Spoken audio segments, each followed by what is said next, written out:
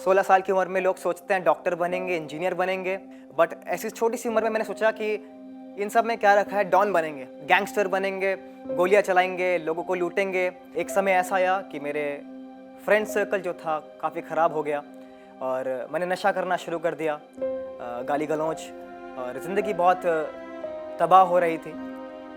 और नशा करते करते मेरी नशा ही ज़िंदगी बन गई थी और उसी नशे में मेरे को जीना अच्छा लगता था। एक छोटी सी उम्र में, 16 साल की उम्र में मैं नशा करने लग गया और इस नशे में काफ़ी बन गया। कुछ ही महीनों के बाद लॉकडाउन लग गया। जब नशा मिल नहीं रहा था, हाथ पैर कांपते थे, खड़ा नहीं हुआ जा रहा था, चला नहीं जा रहा था, बिस्तर पे लेट रहे हैं, बेचैनी हो रही है, नेगेटिव थॉट्स आ रहे हैं, मरने की ख्वाहिशें हो रही हैं, बेचैनी हो रही है, सर पकड़ कर बैठा हूँ, कुछ समझ नहीं आ रहा कैसे करूँ, इरिटेट हो रहा हूँ, गुस्सा हो रहा हूँ, फ्रस्ट्रेटेड हो रहा हूँ। एक समय ऐसा था कि मैं अपने दोस्तों से पूछता था कि तुम्हारे पास स्टफ़ है क्या, कि भाई आज कैसे हो पाएगा, कैसे करेंगे, यार पैसे तो मेरे पास है नहीं, चोरी करनी पड़ेगी। हम कैसे ना कैसे करके अरेंज करते थे, घर में खाने के लिए नहीं है बट नशे का इंतज़ाम कर रहे हैं। मॉम डैड बोलते थे कि काश तू पैदा नहीं हुआ होता तो अच्छा होता, बिकॉज उनको मालूम पड़ गया था मैं बहुत नशे की हालत में हूँ और चीज़ें ख़राब हैं। घर से 4 दिन गायब हूँ, सुबह 11 बजे का जा रहा हूँ, रात में 4 बजे आ रहा हूँ, कभी 3-4 दिन के बाद घर आ रहा हूँ, लापता हूँ, कुछ मालूम नहीं कहाँ पर है। मुझे अपने घर से निकाल दिया गया, मैं 4 दिन घर पर नहीं रहा, मुझे समझ नहीं आया मैं कहाँ जाऊँ, क्या करूँ। मरने की ख्वाहिश रखी, सोचा पंखे पर लटक जाऊँगा तो शायद ज़िंदगी ख़त्म हो जाएगी, ज़्यादा अच्छा लगेगा। बट मैंने सोचा नहीं, पंखे पे लटूंगा, कहीं ऐसा तो नहीं पंखा गिर जाए। फिर मैं सोचा अपना हाथ काट लेंगे, पर हिम्मत नहीं हुई। सोचा फिर छत पर चला गया, हमारा 3 मंजिला मकान था और मैं छत पर गया, सोचा कूद जाऊँ, बट वहाँ से कूदने की हिम्मत नहीं। सोचा कि हड्डियाँ टूटेंगी, सिर्फ मरा नहीं तो क्या होगा। एक दिन ऐसा हुआ कि मैं अपनी कलीसिया में था और परमेश्वर के वचन को सुन रहा था। मेरे खादिम प्रचार कर रहे थे और जैसे मैंने वचन को खोला, परमेश्वर का वचन मुझे मिला कि तुम चुना हुआ वंश हो, राजपथधारी और याजकों का समाज हो। और that word of God was hitting मी।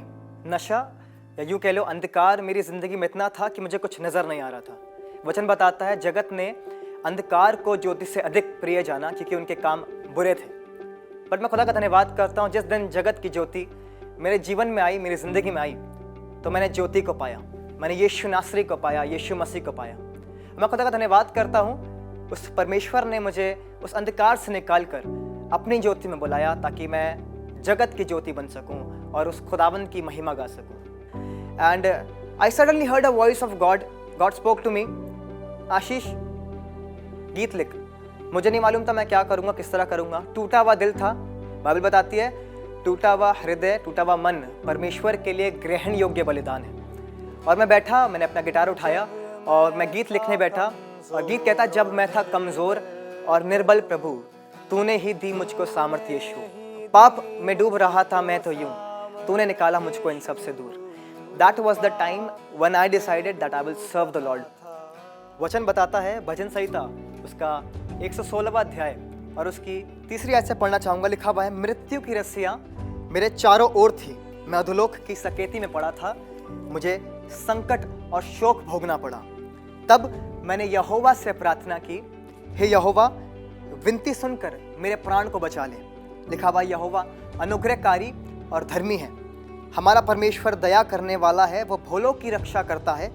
जब मैं बलहीन हो गया तब उसने मेरा उद्धार किया। मालूम है, उद्धार तब नहीं हुआ जब बहुत सामर्थ थी, उद्धार तब नहीं हुआ जब बहुत ताकतवर थे, जब बहुत पैसा था या जब जिंदगी बहुत आसान चल रही थी, पर सामर्थ तब मिला, उद्धार तो तब हुआ जब खुदावंद का वचन मिला। उद्धार तो तब हुआ जब मैं कमजोर था, जब मेरे पास ताकत नहीं थी। मालूम, बहुत खूबसूरत बात आगे लिखी हुई है।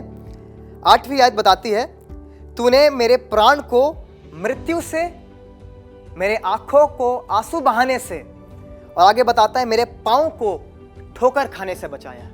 मैं खुदा का धन्यवाद करता हूँ, आंसू बहाने से उसने मुझे बचाया है, मृत्यु से बचाया है और उसने मेरे पाँव को ठोकर खाने से बचाया। जब मैं बलहीन हो गया तो उसने मेरा उद्धार किया। बहुत ज़रूरी है इस बात को हम समझे। बाइबल बताती है अपने शरीर को जीवित, पवित्र और भावता हुआ परमेश्वर को बलिदान करो। और आज यही दुआ करें, प्रभु काश की हर एक रोकने वाली वस्तु और उलझाने वाले पाप मेरी ज़िंदगी से, मेरे परिवार से हमेशा के लिए दूर हो जाए। और मेरी दुआ है और मेरा विश्वास है खुदाबंद आपकी प्रार्थनाओं को सुनेगा। अभी लग रहा है ज़िंदगी बदल नहीं पा रही, हालात बदल नहीं पा रहे हैं, वो कर सकता है। उसके पास ये सब करने की सामर्थ्य है और वो करेगा। आज के समय पे मैं खुदा की इबादत करता हूँ, उसके भवन बना हुआ हूँ। I am serving as a pastor, और ना केवल इतना ही, मैं नौकरी में हूँ और कमा रहा हूँ। नशे से इतना दूर हूँ कि नशा दूर दूर तक मेरी ज़िंदगी में नहीं है। जब मैं था कमज़ोर और निर्बल प्रभु, तूने ही दी मुझको सामर्थ। यीशु पाप में डूब रहा था मैं तो यूं, तूने निकाला मुझको इन सब